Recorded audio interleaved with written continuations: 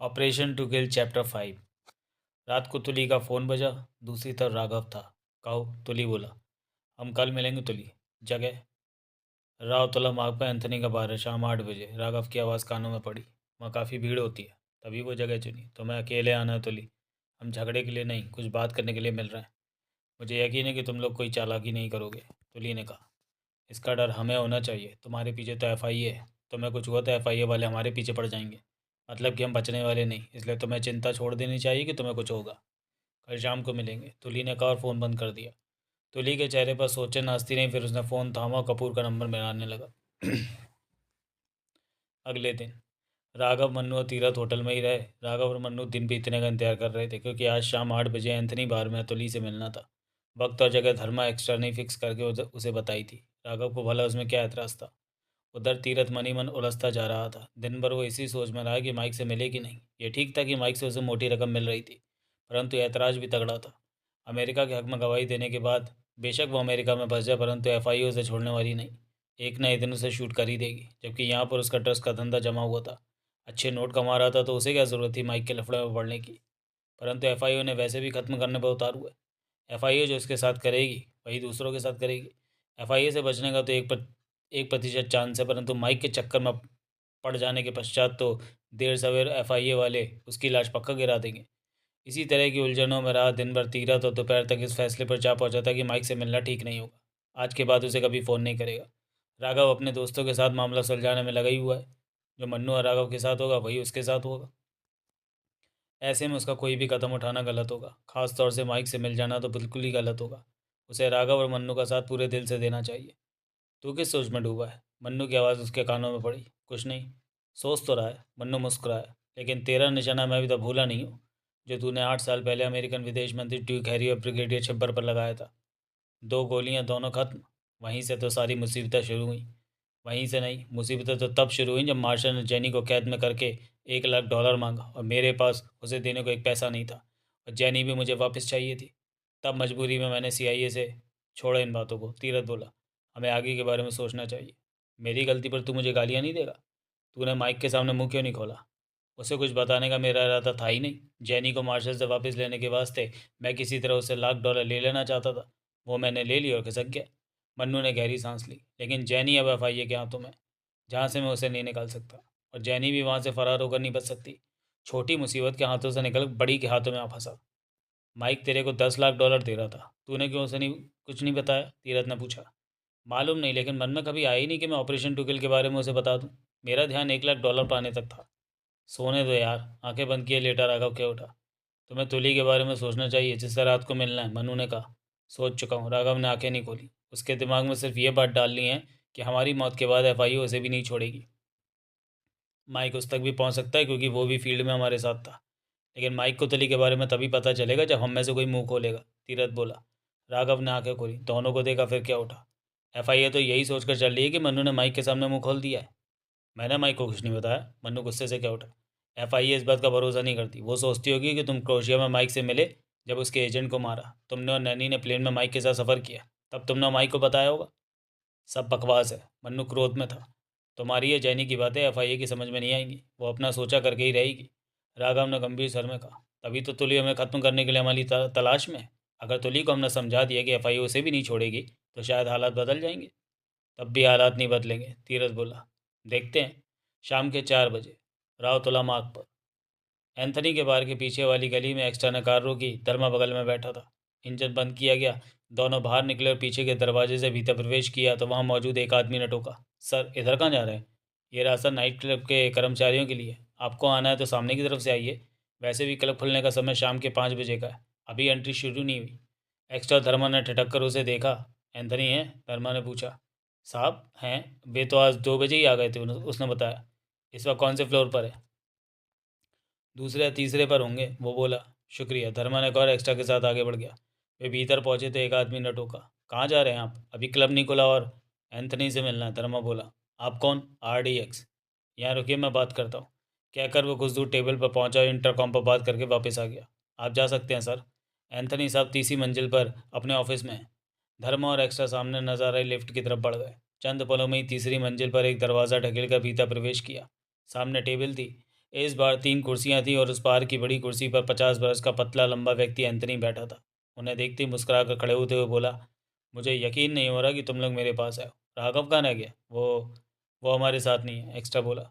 उन्होंने हाथ मिलाए। बैठो। एंथनी वापस अपनी कुर्सी पर बैठते हुए बोला, राघव भी साथ होता तो बढ़िया रहता। धर्मा और एक्स्ट्रा बैठे। क्या चलेगा, मैंने अभी लंच नहीं लिया, एक साथ लंच करें तो बढ़िया रहेगा। एंथनी ने दोनों को देखा। ये लंच का वक्त नहीं है, कॉफ़ी और स्नैक्स मंगवा लो। एंथनी ने इंटरकॉम पर यह सामान लाने को कहा। धंधा कैसा चल रहा है? बढ़िया, एंथनी मुस्कुराया। शाम को ऐसी भीड़ लगती है कि सुबह 3 बजे तक यहाँ मेले का माहौल रहता है। दबा के ड्रग्स बेच रहे हो? ड्रग्स? एंथनी हचकचा उठा। बेटे, धर्मा बोला, हम जानते हैं कि तुमने अपने लोग हर शिक्षण संस्थान कॉलेजों के बाहर खड़े कर रखे हैं। वो पहले मुफ्त, फिर सस्ते में कम उम्र के युवक युवतियों को ड्रग्स देते हैं, उन्हें आदत डलवाते हैं। जब उन्हें आदत पड़ जाती है तो ड्रग्स पाने के लिए उन्हें तुम्हारे नाइट क्लब का रास्ता दिखा दिया जाता है। वे यहाँ आते हैं, महंगे में तुम्हारे आदमियों से ड्रग्स खरीदते हैं और क्लब का खर्चा भी चुकाते हैं। इस तरह तुम दोनों हाथों से कमाई कर रहे हो। एंथनी, गलत तो नहीं कहा? एंथनी सकपकाया से दोनों को देखता रहा। क्या हुआ? एक्स्ट्रा ने सिगरेट सुलगाई। यार तुम तो सब कुछ जानते हो, एंथनी के होठों से निकला। फिर मुझसे क्यों पूछते हो? बुरा धंधा है ये, धर्मा बोला। यार धंधा तो धंधा ही होता है, अच्छा बुरा क्या, कोई सेवा हो तो कहो। एंथनी जल्दी से बोला। आज शाम 8 बजे तुम्हारे क्लब में राघव की एक मीटिंग रखी है, वो आएगा और कुछ लोगों से मिलेगा। हम उस मीटिंग में शामिल नहीं हैं, परंतु हर जगह हम पर नज़र रखना चाहते हैं। तुम बताओ कि ये सब कैसे होगा? लफड़े वाला काम तो नहीं है? एंथनी बोला। लफड़े वाला भी हो सकता है, अभी कुछ पता नहीं। परवाह नहीं, यारों के लिए तो हर मुसीबत सह लूँगा। पुलिस से बढ़िया रिश्ता चल रहा है। मेरे इस ऑफिस के बगल वाला कमरा पूरे नाइट क्लब में नज़र रखने के लिए काम आता है। नाइट क्लब में जगह जगह सीसीटीवी कैमरे लगे हैं। नाइट क्लब में चक्कर लगाने की अपेक्षा उसी कमरे से हर तरफ नज़र रखता हूँ। तुम कहो तो राघव को मैं ऐसी खास टेबल पर बिठा दूंगा कि उसके नीचे माइक्रोफोन लगा होगा, उसकी बातें भी सुन सकते हो। ये बढ़िया रहेगा, एक्स्ट्रा ने सिरे लाया। सीसीटीवी कैमरे का कंट्रोल बगल वाले कमरे में, धर्मा ने कहा। हाँ, वहाँ से क्लब के भीतर की हर जगह स्पष्ट तौर पर आराम से देख सकते हो। मुझे दिखाओ वो कमरा, धर्मा ने उठते हुए कहा। ठहर यार, कॉफ़ी तो हो जाए। राघव की मीटिंग शाम को 8 बजे, इतनी जल्दी भी क्या है? धर्मा गहरी सांस लेकर बैठ गया। कुछ ही देर में ट्रे में कॉफ़ी और स्नैक्स लेकर एक आदमी वहाँ पहुँचा था। अगला दृश्य, रात के 8:20 हुए थे। तुली ने एंथनी के बार के पार्किंग में कार रोकी, इंजन बंद किया। चेहरे पर गंभीरता और कठोरता नजर आ रही थी। इसके साथ ही उसने एक निगाह प्रवेश द्वार पर डाली, जहाँ शीशे के दरवाजे पर दरबान खड़ा दिखा। भीतर तीव्र रोशनी हो रही थी। कुछ पलों तक तुली स्टीयरिंग सीट पर ही बैठा रहा, फिर दरवाज़ा खोला और बाहर निकला। तभी उसका फ़ोन बजा। हेलो, तुली ने बात की। तुम अभी तक एंथनी के बार पर नहीं पहुंचे? कपूर की आवाज़ कानों में पड़ी। पार्किंग में हूँ, भीतर जा रहा हूँ। हमारे 5 एजेंट भीतर हैं, वे तीनों अभी नहीं दिखे। तुम्हें उनसे सावधान रहना होगा, वे बचने नहीं चाहिए। तुम सिर्फ उन्हें बातों में उलझाए रखना, हमारे लोग उन्हें शूट कर देंगे। कपूर की आवाज़ कानों में पड़ी। क्षण भर की सोच के बाद तुली ने कहा, मेरे इशारे से पहले उन पर गोली ना चलाई जाए। क्यों? पहले मैं उनसे बात करना चाहता हूँ। मैंने उनकी बात सुननी है कि वो क्या कहना चाहते हैं। उनके पास कहने को कुछ नहीं है। तुम क्यों? मैंने उनके साथ काम किया है, उन्हें मैं ज़्यादा जानता हूँ। वे खतरा उठाकर मुझसे मिल रहे तो कुछ खास ही कहना चाहते हैं। बेकार की बात है तुम। जब मैं दोनों हाथ सिर के बालों पर फेरूं तो उन्हें शूट किया जाए, उससे पहले नहीं, तुली बोला। तुम वक्त ज़ाया करोगे। जैसा मैंने कहा है वैसे ही करना, कपूर। तुली अब नाइट क्लब के प्रवेश द्वार की तरफ बढ़ने लगा था। ठीक है, उनसे कह देता हूँ। कौन कौन है भीतर? 5 एजेंट हैं, जिसमें एक नारंग भी है। ठीक है, तुली ने कहा और फ़ोन बंद करके जेब में रखा। वो शीशे के दरवाजे तक आ पहुंचा था। अगला दृश्य, कपूर ने नारंग को फ़ोन किया। तुली वहाँ पहुँच रहा है, वो बाहर है, मेरी उससे बात हुई है नारंग। मेरी नज़र दरवाजे पर ही है। नारंग की आवाज़ कपूर के कानों में पड़ी। वो कहता है कि मेरे इशारे से पहले गोलियां न चलाई जाए। इशारा होगा तो ली अपने दोनों हाथ सिर के बालों में फेरेगा। समझ गया, लेकिन तुमने उसके इशारे की ज़रा भी परवाह नहीं करनी है। जब ठीक समझो काम कर देना। ऐसे ही होगा कपूर। वे तीनों और तुली, चारों में से कोई भी ना बचे। उनकी मौत के बाद सीआईए को कुछ नहीं मिलेगा। बंद करो फ़ोन। तुली आ गया, मैं देख रहा हूँ। कपूर ने फ़ोन करके पास खड़े दीवान को देखा। तुली नाइट क्लब के भीतर आ गया है? अब सब ठीक हो जाएगा, दीवान ने सिर हिलाकर कहा। मैं अब भी कहता हूँ कि तुली की जान लेना गलत होगा, दीवान। कपूर गंभीर स्वर में बोला। नारंग को अब अभी भी रोक सकते हैं। यह करना ज़रूरी है। मैं ये सोचकर चल रहा हूँ कि मन्नू ने माइक को सब कुछ बता दिया होगा, तुली के बारे में भी। वे तीनों मर गए तो सीआईए देर सवेर तुली पर हाथ डाल देगी। तुली का जिंदा रहना एफआईए के लिए खतरनाक है। क्या पता जैनी ठीक कह रही हो, मन्नू ने माइक को कुछ ना बताया हो। पक्की खबर नहीं है हमारे पास, इसलिए तुली का खत्म हो जाना ही ठीक है, दीवान ने होठ बीच कर कहा। अगला दृश्य, नाइट क्लब तीसरी मंजिल पर उस कमरे में एक्स्ट्रा, धर्मा और एंथनी थे, जहां पर टीवी स्क्रीनें लगी हुई थी और सीसीटीवी कैमरे हर तरफ का दृश्य स्क्रीनों पर दिखा रहे थे। एंथनी, एक्स्ट्रा बोला, तुम तो रोज़ ही अपने क्लब में आने जाने वालों को देखते हो। इस वक्त उन चेहरों को पहचान कर हमें बताओ जो पहले कभी तुम्हारे क्लब में ना आए हो। क्या मतलब? कुछ लोग राघव की मीटिंग को रोकना चाहते हैं, शायद गोलियां भी चला दें उन पर। समझा? एंथनी ने कहने के पश्चात ही अपनी निगाह स्क्रीनों पर जमा दी। तभी धर्मा के फ़ोन की बेल बजी। कहो, अब क्या पोजीशन है? राघव का सर कानों में पड़ा।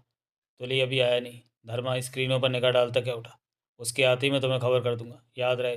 प्रवेश द्वार से भीतर आते ही दाएं तरफ की तीसरी टेबल पर तुम्हें बैठना है, जिस पर रिजर्व की तख्ती रखी है। उस टेबल के नीचे माइक्रोफोन लगा है।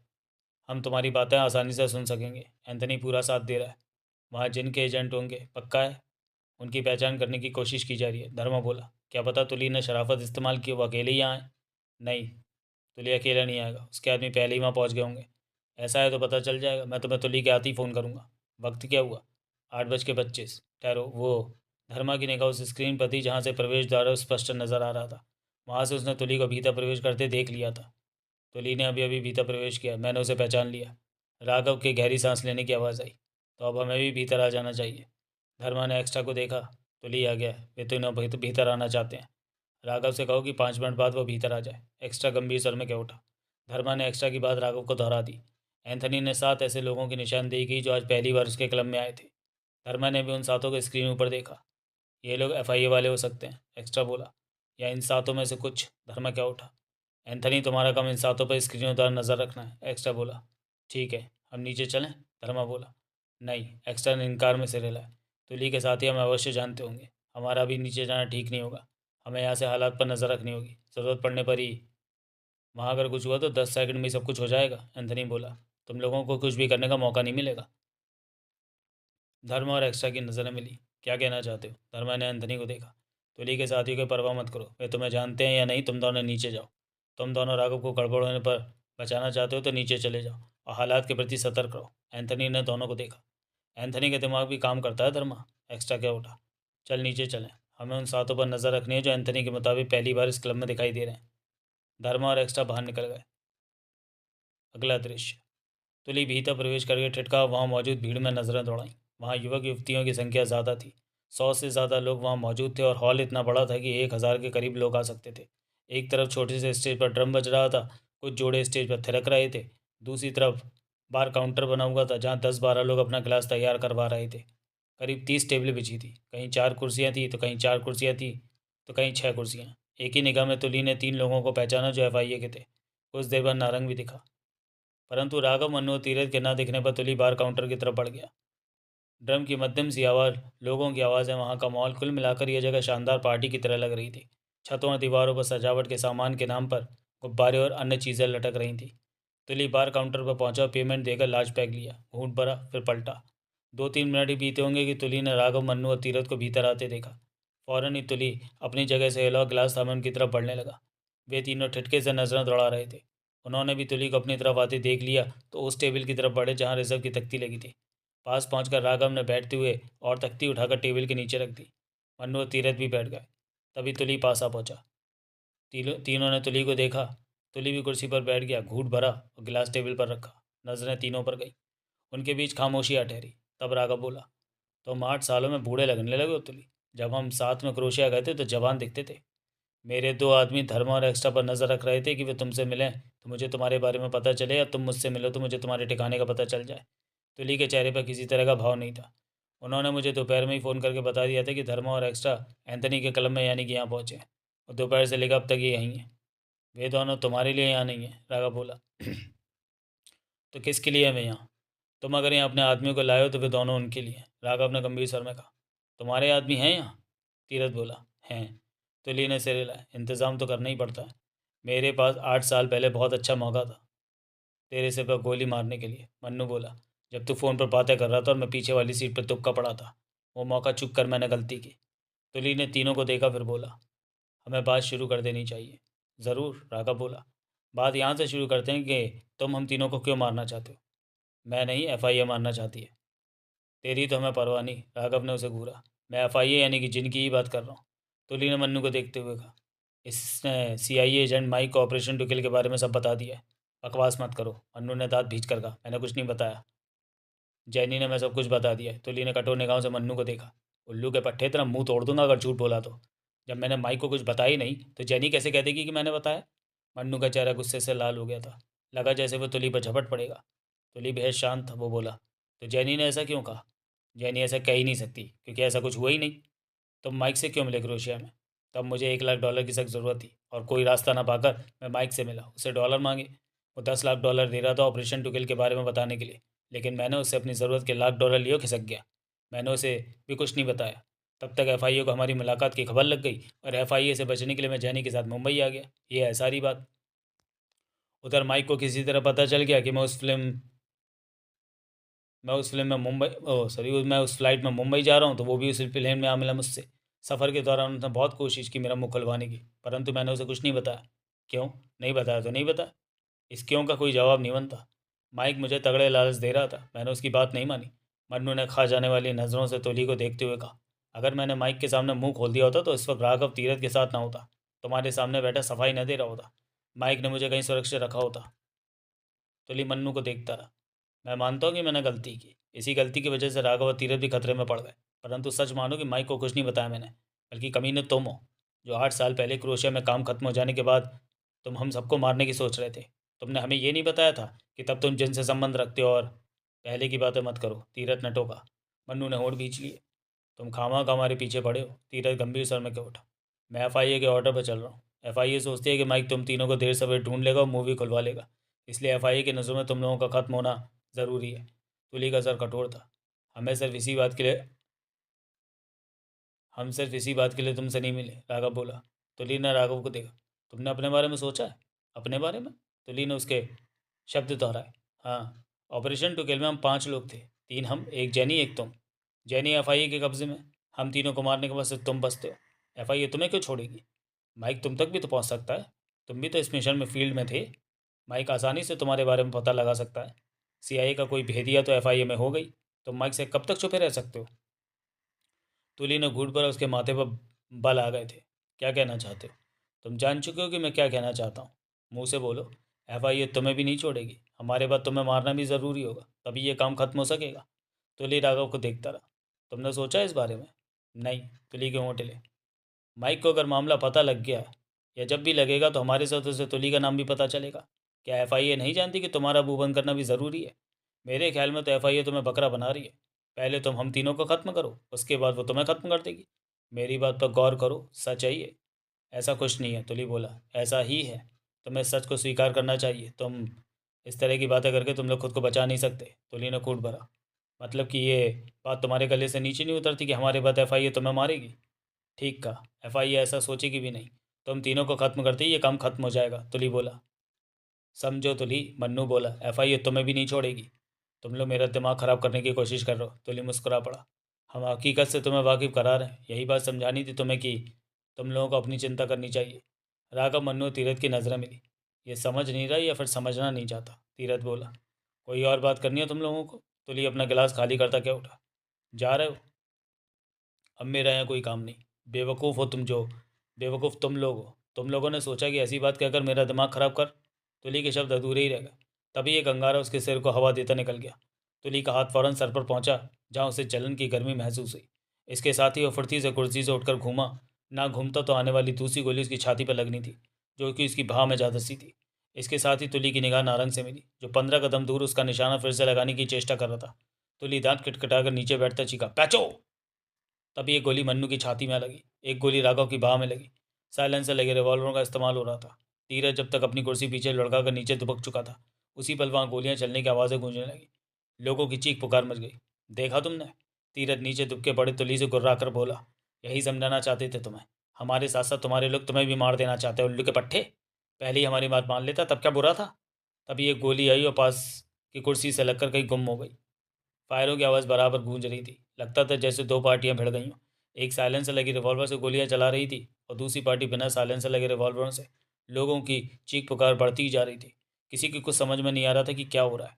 2-3 मिनट तक यही सब चलता रहा। फिर एकाएक लाइट गुल हो गई। तभी तुली की बाँह किसी ने थामी और कहा, गोली मत चलाना, मैं एक्स्ट्रा हूँ, राघव का साथी। मेरे साथ आओ, तुम भी खतरे में हो। तुम कैसे हो राघव? धर्मा की आवाज़ कानों में पड़ी। मैं ठीक हूँ, बाँह में गोली लगी है, लेकिन मैंने मन्नू की छाती में गोली लगते देखी है। वो शायद मर गया होगा। मैं देखता हूँ उसे। तुम सब यहाँ से निकलो। तीरथ, तुम कैसे हो? राघव ने पूछा। एकदम फिट, बच गया। चलो यहाँ से। अगला दृश्य। 5 मिनट बाद ही लाइट आ गई। नाइट क्लब का हाल देखते ही बनता था। पहले वो सजा सजा शानदार लग रहा था और अब उजड़ा हुआ। टेबल कुर्सियाँ बिखरी गिरी पड़ी थी। सामान बोतलें गिलास लुढ़के पड़े थे कारपेट पर। जो लोग निकल सकते थे निकल गए थे, बल्कि इधर उधर कोनों में दुबके पड़े थे। सबके चेहरों पर मौत का डर छाया हुआ था। गोलियां चलनी तो कब की बंद हो चुकी थी। राघव, धर्मा, एक्स्ट्रा, तीरथ, मन्नू, तुली में से कोई भी वहाँ नहीं था। दो लाशें अलग अलग जगह पर पड़ी थी। वे दोनों FIA के एजेंट थे। नारंग वहीं था, परंतु उसके चेहरे पर हार के निशान स्पष्ट नजर आ रहे थे। बाकी बचे दो एजेंट नारंग के पास पहुंचे। हमारे दो साथी मारे गए, एक ने नारंग से कहा। वे कौन थे जिन्होंने हम पर गोलियां चलाई? धर्मा और एक्स्ट्रा, राघव के साथी। नारंग ने होंठ पीट कर कहा। तुली कहाँ है? पता नहीं। नारंग वहाँ नजरें दौड़ाता बोला। उनमें से कोई मरा क्या? नहीं मालूम। वे लोग जिंदा या लाश के रूप में कहीं भी दिखाई नहीं दे रहे। हम उनसे मात खा गए। ऐसे वक्त के लिए उन्होंने पहले ही तैयारी कर रखी थी। नारंग बोला। बहुत बुरा हुआ। चूंकि तुली, राघव और मन्नू घायल थे, इसलिए रहने के लिए उन्हें सुरक्षित जगह चाहिए थी, जहाँ पर उनका इलाज भी हो सके। अब ना तो होटल सुरक्षित था, ना ही RDX का फ्लैट। FIA ने अब उन्हें शिकारी कुत्तों की तरह हर जगह ढूंढना था। एक ही कार में ठूस कर वे 6 के 6 चल पड़े थे। तीरथ कार चला रहा था। उसकी बगल वाली सीट पर तुली और एक्स्ट्रा बैठे थे। पीछे वाली सीट पर राघव, धर्मा कुछ इस तरह बैठे थे कि घायल मन्नू को कम से कम तकलीफ हो। तुम कैसे हो अब? धर्मा ने पूछा। दर्द हो रहा है छाती में, मन्नू ने तड़पते स्वर में कहा। तुम जल्दी ही डॉक्टर के पास पहुंच जाओगे। कुछ देर अपने पर काबू रखो। राघव बात हमें पीछे देख रहा था। कोई आ रहा है पीछे? धर्मा ने पूछा। नहीं। राघव की निगाह पीछे ही रही। जाना कहाँ है? धर्मा बोला। FIA से छिपने के लिए हमें मजबूत ठिकाना चाहिए। घायलों को रखने के लिए खास जगह चाहिए, एक्स्ट्रा बोला। मेरे पास कई जगह हैं, उनमें से एक सुरक्षित हो सकती है, वहीं चलते हैं, तीरथ ने कहा। कौन सी जगह? धर्मा बोला। चल रहे हैं। मुझे बताओ, मन्नू को डॉक्टर की फ़ौरन ज़रूरत है, मैं डॉक्टर के साथ वहाँ पहुँचता हूँ। तीरथ ने बताया। ठीक है, तुम लोग वहीं पहुँचो, मैं डॉक्टर को लेकर आता हूँ, मुझे उतार दो। तीरथ ने कार रोकी। धर्मा उतर गया तो तीरथ ने पुनः कार आगे बढ़ा दी। हम कुछ समय पहले ही मौत के मुंह से बचे हैं। तीरथ गहरी सांस लेकर बोला। बुरी तरह, राघव ने कहा। तुली ने तो आज मरवा ही दिया था। मैंने कुछ नहीं किया, मेरे इशारे पर गोलियां नहीं चली, तुली ने गंभीर स्वर में कहा। वे तुम्हें भी मार देना चाहते थे, राघव बोला। हाँ, तुली ने सिर हिलाया। कहीं तुम ये तो नहीं सोच रहे कि गलती से गोलियां लगी या ऐसा ही कुछ? एक्स्ट्रा ने कहा। मैं ऐसा नहीं सोच रहा। तुली का स्वर शांत था। वहाँ CCTV कैमरा लगे थे, चाहो तो मैं तुम्हें वहाँ की रिकॉर्डिंग की कैसेट दिलवा सकता हूँ कि अपने पर गोली चलाने वाले को पहचान सको। मैंने उसे देखा था। जिसने तुम पर गोलियाँ चलाई? हाँ, देख लिया था मैंने उसे, वो FIA का ही एजेंट था। कौन? FIA के बारे में मुझसे कोई सवाल मत पूछना, मैं जवाब नहीं दूंगा, तुली ने शांत स्वर में कहा। जो भी हुआ वो करना FIA की नज़रों में ज़रूरी हो गया होगा, तभी ऐसा किया गया। तो हमारी बात सच निकली कि FIA तुम्हें भी नहीं छोड़ेगी। तुम्हें दुख तो हुआ होगा FIA की हरकत पर? दुख क्यों नहीं होगा? तुली बोला। मैं अपने लोगों से ऐसी आशा नहीं रखता था। अभी ये बातें रहने दो, एक्स्ट्रा बोला। मन्नू की हालत देखो। मन्नू, राघव बोला। कैसे हो? मन्नू की तरफ से कोई जवाब नहीं मिला। मन्नू, राघव ने उसे हिलाया। चुप्पी ही रही। कार रोको, मन्नू को कुछ हो गया लगता है, राघव तेज स्वर में बोला। तीरथ ने फौरन सड़क के किनारे कार रोकी। सड़क पर ट्रैफिक आ जा रहा था। रात के 10:30 बज रहे थे। एक्स्ट्रा फौरन बाहर निकला और पीछे पड़े मन्नू को चेक किया। ये नहीं रहा, एक्स्ट्रा ने गहरी सांस लेकर कहा। अच्छी तरह चेक करो, तीरथ बेचैनी से बोला। एक्स्ट्रा ने पुनः उसे देखा, चेक किया, परंतु मन्नू की सांसें रुक चुकी थी। मन्नू मर गया है। एक्स्ट्रा पीछे हटाओ, कार का दरवाज़ा बंद कर दिया। तभी पास से तेजी से कार निकलती चली गई। एक्स्ट्रा एक तरफ हटाओ, कार में झांक कर क्या उठा। लाश को साथ ले जाने का कोई फ़ायदा नहीं। लाश तो अब बना है, पहले मन्नू था ये। तीरथ का सर भर्रा उठा था। एक्स्ट्रा ने दरवाज़ा खोला और तुली के साथ बैठता दरवाज़ा बंद करके बोला। कार को ऐसी जगह ले चलो जहाँ हम लाश को छोड़ सकें। तीरथ कार आगे बढ़ाता क्या उठा। हालात ऐसे हैं कि उसका अंतिम संस्कार भी नहीं कर सकते। शीशे के पास लाइट ऑन थी। तुली ने शीशे में अपने सिर के बालों को देखा। पतली सी रेखा बनी नजर आ रही थी। गर्म गोली ने उसके सिर के बालों को झुलसा दिया था। अगर गोली आधा इंच भी नीचे होती तो उसके सर में धंस जानी थी। ये सोचकर तुली मुस्कुरा पड़ा कि नारंग का निशाना चूक गया। दूसरी बार भी चूक गया, जब वो घूमा और गोली उसकी छाती की अपेक्षा बाह में जा लगी। उसने बाह को देखा जहाँ डॉक्टर बैंडेज कर चुका था। गोली उसकी बाह को घायल करती निकल गई थी, परंतु राघव की बाह में गोली धसी हुई थी, जिसे डॉक्टर निकाल कर बैंडेज कर दी गई थी। एंथनी के नाइट क्लब में हुई घटना ने तुली की ज़िंदगी के मायने बदल दिए थे। क्या FIA में देश की सेवा के लिए था, परंतु अब FIA उसे ख़त्म कर देना चाहती थी। उसकी सालों की सेवा की FIA ने परवाह तक नहीं की थी। इसी बात का उसे बहुत मलाल हो रहा था। FIA के लिए उसने कई बार अपनी जान को जोखिम में डाला था, परंतु अब वह सब मिट्टी में मिल गया था। तुली अब खुद को आज़ाद महसूस कर रहा था। अब कोई बंधन नहीं था उस पर। उसे अब किसी की ड्यूटी नहीं बजानी थी, कोई मिशन पूरा नहीं करना था। अब वो सिर्फ अपने लिए था। उसका परिवार भी था, परंतु इन हालात में परिवार के पास जाना खतरनाक था। FIA हर उस जगह पर बीत चुकी होगी जहाँ उसके जाने का अंदेशा होगा। तुली FIA की कार्य प्रणाली से पूरी तरह परिचित था। कदमों की हाट पाकर तुली ने अपने बालों पर हाथ फेरा, फिर पलटा। धर्मा वहाँ पहुंचा। डॉक्टर गया? पूछा तुली ने। हाँ, उसे छोड़ाया। बहुत धन्यवाद, जो तुमने मेरी जान बचाई, तुली हल्की सी मुस्कान के साथ बोला। सच बात तो यह है कि मैंने जो भी किया राघव को बचाने के लिए किया, धर्मा ने कहा। मैं भाग्यशाली रहा जो बच गया। हाँ, तुम्हें पहले ही जान लेना चाहिए था कि एफआईए तुम्हें भी खत्म कर सकती है। मैं गफलत में रहा, इस तरह सोचा ही नहीं। एक बेटा जैसे इस बात का शक नहीं करता कि उसका बाप उससे दगा करेगा, उसी तरह मैं एफआईए पर ऐसा कोई शक नहीं कर सकता था कि मेरे साथ ऐसा सलूक किया जाएगा। तुली ने गंभीर स्वर में कहा। एफआईए अभी भी तुम्हारे पीछे है। जानता हूँ। क्या करोगे? बहुत कुछ सोच रहा हूँ, परंतु अभी फैसला नहीं किया, तुली ने कहा। तुम्हें सबके साथ मिलकर एफआईए का मुकाबला करना चाहिए। एफआईए एक इंसान नहीं है जिसका मुकाबला किया जा सके। वह एक सरकारी संगठन है जिसकी हकीकत सिर्फ मैं जानता हूँ। उससे बचा नहीं जा सकता, उसका मुकाबला नहीं किया जा सकता। होगा वही जो एफआईए चाहेगी। बचने की कोशिश तो की जा सकती है। अवश्य, तुली मुस्कुराया। तुम हमें एफआईए के अहदेदारों के बारे में बताओ, तो हम शायद उनसे बात करके उन्हें समझा सकें कि मुझसे इस बात की आशा मत रखो कि मैं तुम्हें एफआईए के बारे में कुछ बताऊंगा। ज़रा भी नहीं। नहीं, इनकार में सिर हिलाया तुली ने। मुझसे गद्दारी नहीं आती। एफआईए ने मेरे साथ कुछ गलत किया, इसका ये मतलब नहीं कि मैं भी कोई गलत करूं। मैं एफआईए का बुरा नहीं सोच सकता, क्योंकि वो लोग देश की सेवा के लिए अपनी जान तक दे सकते हैं। परंतु तुम्हारी जान वे लेना लेना चाहते थे। 20 अच्छे काम किए जाएं तो एक गलत काम भी हो जाता है, मुझे इसका कोई दुख नहीं। क्या तुम एफआईए से खुद को बचा लोगे? कोशिश तो यही करूँगा। राघव तीरथ का क्या होगा? वो उनकी किस्मत की वो खुद को बचा पाते हैं या नहीं, तुली ने गंभीर स्वर में कहा। धर्मा का चेहरा धधक उठा। एफआईए आरडीएक्स को जानती है? गुर्राया था धर्मा। हाँ, तो पहले उन्हें आरडीएक्स से टकराना होगा, राघव का कुछ बिगाड़ने के लिए। एफआईए के सामने तुम लोग बच्चे हो, तुली ने कहा, कमरे से बाहर निकल गया, जबकि धर्मा के चेहरे पर दरिंदगी नाच रही थी। तुली दूसरे कमरे में पहुंचा। राघव कुर्सी पर बैठा था, घायल बाँह उसने अपने शरीर से सटा रखी थी। तुम कैसे हो तुली? तुमसे बेहतर। गोली मेरी बाह में जख्म बनाती चली गई थी, जबकि तुम्हारी बाह में फंसी रही। राघव तुली को देखता रहा। मन्नू अब हमारे बीच में नहीं रहा, राघव ने थके स्वर में कहा। इसका मुझे अफसोस है। तुम्हें अफसोस कैसा? मेरे ख्याल में हमसे बात करने के बाद तुमने हमें मार देना था। एफआईए के वहाँ एजेंट वहाँ थे।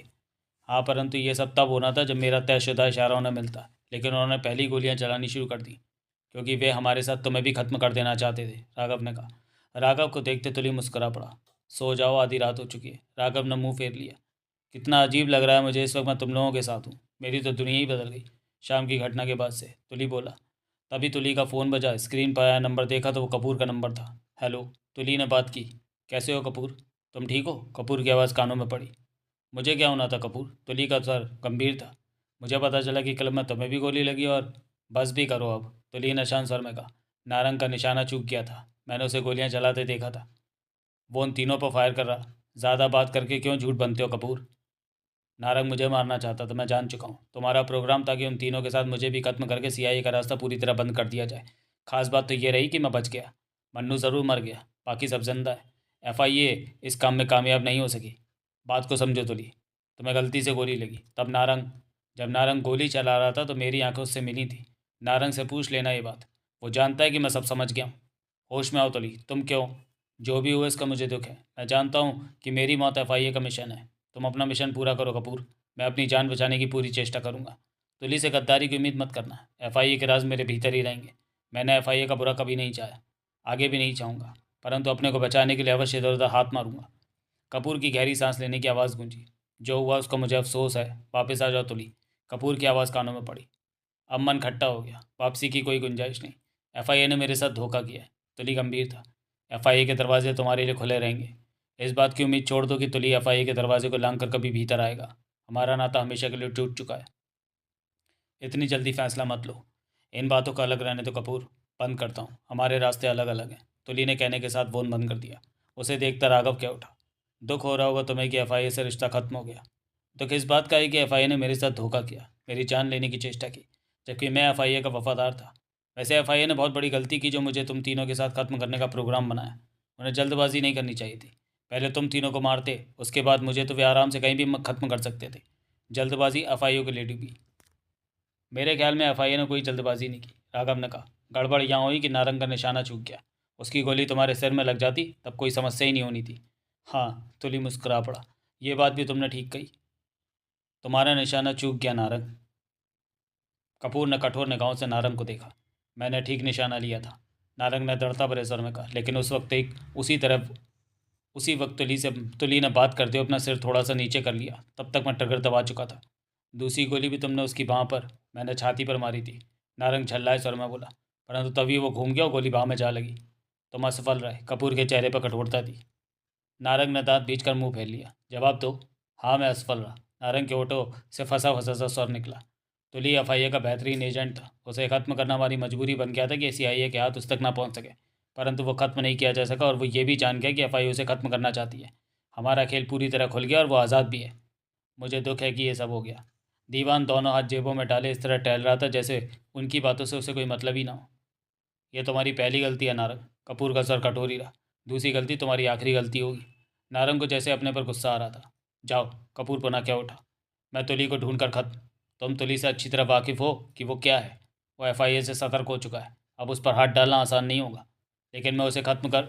रहने दो नारंग। दीवान ठिठक कर उसे देखता शांत स्वर में बोला, तुम इस मामले से अलग हो जाओ। हम देखेंगे कि अब हमें क्या करना है। सिर्फ इतना याद रखो, एफआईए सफलता को सलाम करती है। एफआईए कोई भी एजेंट असफल होकर लौटे तो यह हमें पसंद नहीं।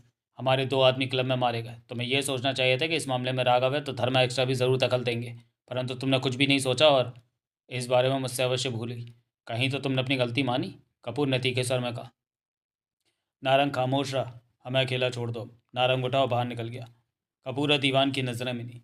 हमें अपनी सारी कोशिशें छोड़कर एफआईए के स्पेशल एजेंट 7-11 से संपर्क बनाना चाहिए। हालात बिगड़ चुके हैं। अब 7-11 इन हालात पर काबू पा सकता है। ठीक है। ठीक है, फ़ोन करो 7-11 को। कपूर बोला। इस वक्त वो जाने कहाँ होगा। दीवान ने जेब से मोबाइल निकाला और 7-11 से संपर्क बनाने के लिए उसका नंबर मिलाने लगा। अगला दृश्य। वे तीनों युवक धूप से बसते हुए एक वीरान रेलवे पुल के नीचे छाया में बैठे ताश खेल रहे थे। तीनों आवारा जैसे लग रहे थे। 2 के मुंह में बीड़ी फंसी थी, तीसरा सिगरेट सुलगाए हुए था। ये नौनू, दया और शम्मी थे। तीनों के बीच 10-20 के कुछ नोट पड़े थे। एक 100 का नोट भी रखा था। ये ले मेरी चाल। शम्मी ने 40 रुपये उन नोटों पर फेंके। मेरी ब्लाइंड। सो नोनू ने कहते हुए 20 रुपये नोटों पर रखे। मेरी 60 की चाल। दया ने नोट बीच में रखे। आओ मैदान में। तू हर बार ऐसे ही कहता है, लेकिन तेरे पत्ते बाद में बेकार निकलते हैं। शम्मी कहकर हंसा। इस बार तुम दोनों को मज़ा चखाऊंगा। ये बात भी तू हर बार कहता है, फिर बाद में फुस्स हो जाता है। शम्मी फिर हंसा। दांत मत दिखा, चाल चल। दया ने मुंह बनाकर कहा। शमी ने 60 रुपये नोटों पर रखे। मेरी भी 60 की। मेरी ब्लाइंड। कहकर सोनू ने नोट बीच में रखे। मेरी 100 की चाल। दया ने 100 का नोट बीच में रखा। माल ज़्यादा आ गया लगता है। नोनू ने दया को देखा। रात उस बुढ़िया के घर से अच्छा माल मिला। 30,000 तो नकद ही मिल गए थे। दया हंस पड़ा। हमारे हाथ में चाकू देखकर कितनी डर गई थी वो। चुपचाप सारा सोना निकाल कर हमारे चरणों में रख दिया। तिवारी को सोचना बेचने भी जाना है, वो हमारा इंतज़ार कर रहा होगा। बेच देंगे, अपना माल अपने पास ही पड़ा है। चाल चल। परसों जो चश्मे वाले को लूटा था उसके पास से 50,000 नकद मिले थे। वो तो तेरे पास ही रखे होंगे। वो तो मैंने रानी को दे दिए। रानी को सारे दे दिए। हाँ, साली को साल भर का खर्चा एक साथ दे दिया। दया ने कहा। नोनू और शम्मी खेलना छोड़कर उसे देखने लगे। तूने वो सब रानी को क्यों दिए। उसमें हमारा भी हिस्सा था। वो ले लेना यार, मैं भागा तो नहीं जा रहा। अगला हाथ मारेंगे तो पिछला हिसाब भी कर लेंगे। चाल चल, खेल मत बिगाड़। वो देख। तभी नोनू सामने देखता हड़बड़ा करके उठा। वो कौन है जो इधर आ रहा है। पुलिस वाला तो नहीं। शम्मी की निगाह भी उस तरफ उठी। पुलिस वाला तो नहीं लगता। दया के होंठ सिकुड़े। तीनों की निगाह उस पर टिक चुकी थी। पहले कभी नहीं देखा इसे, लेकिन ये साला पुल के नीचे हमारी तरफ क्या करने आ रहा है। उसने जीन्स की पैंट और काले जूते पहन रखे थे। सिर के बाल ना छोटे ना बड़े। 5 फीट 10 इंच कद। कॉटन की मोटी कमीज पैंट के बाहर झूल रही थी। आंखें बिल्लौरी थी। रंग साफ था। क्लीन शेव चेहरा। नैन नक्श इस कदर खूबसूरत कि युवतियों को मोह लेने की सारी दवा जैसे उसके चेहरे पर थी। होंठों पर सदाबहार मुस्कान छाई हुई थी।